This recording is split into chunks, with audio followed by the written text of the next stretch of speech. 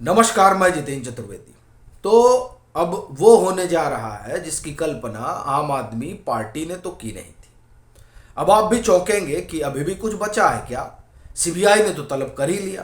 तो ठहरिए, अभी एक सम्मन और आया है। और वो सम्मन क्या है, दरअसल उस पर हम लोग विस्तार से बात करेंगे। और उस सम्मन ने जाहिर तौर पर आम आदमी पार्टी के भीतर एक अलग तरीके से मंथन को जन्म देगा। क्योंकि वो जो सम्मन है, उस सम्मन के बाद नहीं लगता है कि अब एक तरह से आप कहें कि आम आदमी पार्टी के भीतर ऐसा ना हो कि लीडरशिप क्राइसिस वाला मसला आ जाए।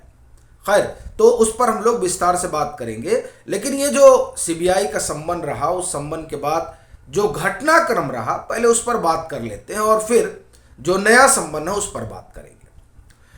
देखिए, सीबीआई ने तलब किया तो बीती रात एक, आप ये कहें कि बैठक हुई आम आदमी पार्टी की। बीती रात बहुत घटनाएं हुई हैं जिस पर हम लोग अलग से चर्चा कर चुके हैं। तो एक घटना ये भी थी कि आम आदमी पार्टी की बैठक होती है। सोमवार को आम आदमी पार्टी ने विशेष सत्र भी बुलाया है, मतलब सरकार ने विशेष सत्र बुलाया है।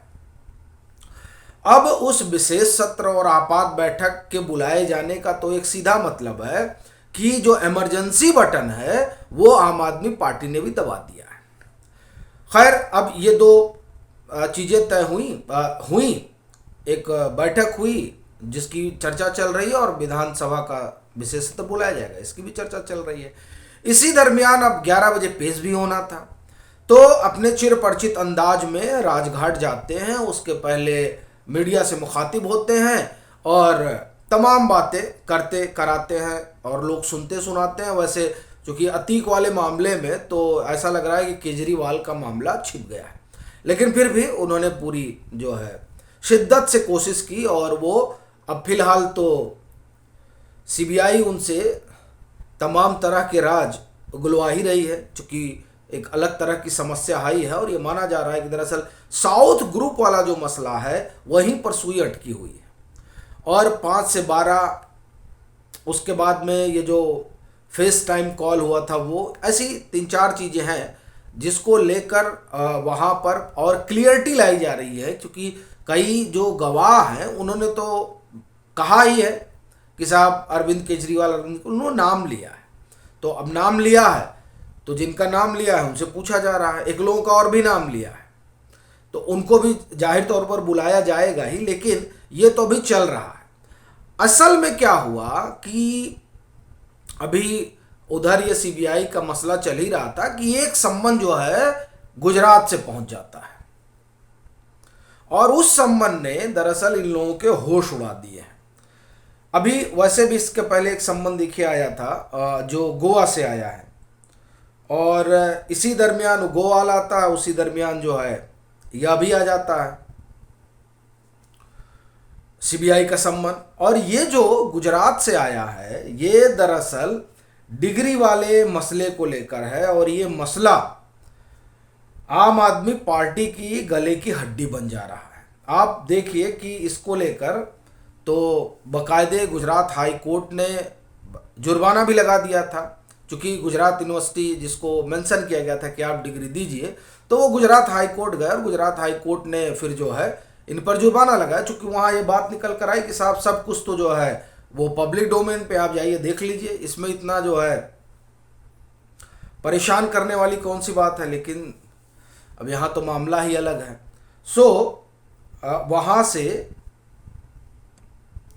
इन लोगों को, अब इन लोगों को किसको, इन लोगों को मतलब आप देखिए संजय सिंह और अरविंद केजरीवाल, इन दोनों लोगों को नोटिस आया है मानहानि का। मैं आपको जो है खबर सुनाता हूँ, खबर सुनिए आप पहले फिर आगे चलते हैं। गुजरात यूनिवर्सिटी की ओर से मानहानि से जुड़े केस में सम्मन, संजय सिंह का भी नाम शामिल है। अब ये हाल है। अब मैं आपको वो पूरा वाक्य सुनाता हूँ, देखिए। गुजरात हाई कोर्ट ने पीएम मोदी की एमए की डिग्री को लेकर 31 मार्च को फैसला सुनाया था। इसमें हाई कोर्ट ने दिल्ली के मुख्यमंत्री अरविंद केजरीवाल के ऊपर 25,000 रुपये का जुर्माना लगाया था, जानते हैं आप। इसके बाद अरविंद केजरीवाल और आप नेता संजय सिंह प्रेस कॉन्फ्रेंस करते हैं। उसमें उन्होंने कोर्ट के फैसले पर अपनी बात रखते हुए यूनिवर्सिटी को लेकर कुछ बातें कही थी और सवाल खड़े किए थे। इसके बाद गुजरात यूनिवर्सिटी के कुल सचिव की तरफ से दोनों नेताओं के खिलाफ आपराधिक मानहानि का केस किया गया है। अब ये बड़ी चीज है। अब उसमें देखिए जो बड़ी बात हुई, इन्होंने कहा क्या था वो सुनिए। संजय सिंह ने, आप नेता और राज्यसभा सदस्य संजय सिंह ने उस प्रेस कॉन्फ्रेंस में कहा था कि अगर जांच हुई तो पीएम मोदी की डिग्री फर्जी निकलेगी, सांसदी भी छिन जाएगी, इसलिए बीजेपी डरी हुई है। फिर उन्होंने आगे कहा, गुजरात यूनिवर्सिटी की तरफ से जारी की गई मोदी की डिग्री की एक कथित प्रति दिखाई थी और अपने दावे को साबित करने के लिए कहा कि दस्तावेज में यूनिवर्सिटी शब्द की वर्तनी गलत है, इसलिए यह फर्जी है। मतलब जो यूनिवर्सिटी की डिग्री थी उसको उन्होंने कहा सब फर्जी है। फिर वो आगे कहते हैं, तब गुजरात हाई कोर्ट के फैसले के बाद अरविंद केजरीवाल ने भी एक प्रेस कॉन्फ्रेंस की थी और उन्होंने कहा था कि प्रधानमंत्री जी गुजरात विश्वविद्यालय से पढ़े हैं तो उन्हें सेलिब्रेट करना चाहिए कि उनके यहाँ पर पढ़ा हुआ छात्र प्रधानमंत्री बन गया। केजरीवाल ने कहा गुजरात विश्वविद्यालय और दिल्ली विश्वविद्यालय दोनों छुपाने में लगे हुए। अब हाई कोर्ट ने जुर्माना भी कर दिया और यह भी बात आ गई थी कि साहब सब पब्लिक डोमेन पे जाइए देख लीजिए। लेकिन उसके बाद में भी लगातार इस चीज को लेकर जो अभियान चलता रहा, वो अभियान अब आम आदमी पार्टी के दोनों नेताओं के गले की हड्डी बन गया है। संजय सिंह भी बर्तनी वर्तनी सुधार रहे थे। मुझे ऐसा लग रहा था कि वो प्रधानमंत्री की डिग्री को एडिट कर रहे थे कि इसमें यूनिवर्सिटी गलत लिखा हुआ है, वो बर्तनी सुधार रहे थे, गलत बर्तनी। हाँ देखिए इसमें क्या लिखा है, यूनिवर्सिटी शब्द की गलत बर्तनी है। मनो प्रूफ रीडर बन गए तो अब प्रूफ रीडिंग करने लगे। अब ये इधर प्रूफ रीडिंग करने में लगे, उधर गुजरात यूनिवर्सिटी को लगा कि साहब हमारे ऊपर ही आप सवाल उठा रहे हैं कि हमने ने गड़बड़ डिग्री दे दी। और फिर इधर केजरीवाल साहब, वैसे तो ये माना जा रहा था और कहा भी जा रहा था कि ये जो डिग्री वाला मसला है ये महज इसलिए उठाया जा रहा है ताकि जो दारू घोटाले की जांच पड़ताल चल रही है उस जांच पड़ताल से ध्यान भटकाया जाए। क्योंकि आप देखें कि उस दरमियान इस मामले में किस तरीके से इनके दिग्गज लोग बुलाए जा रहे थे, तो उन दिग्गजों के बीच में आप पीएम की डिग्री का मसला उठाइएगा तो स्वाभाविक बात है आपके कहाँ मंत्री और कहाँ प्रधानमंत्री, तो ये तो उससे एक बड़ी खबर हो जाती है कि अगर इस तरह के सवाल उठते हैं तो।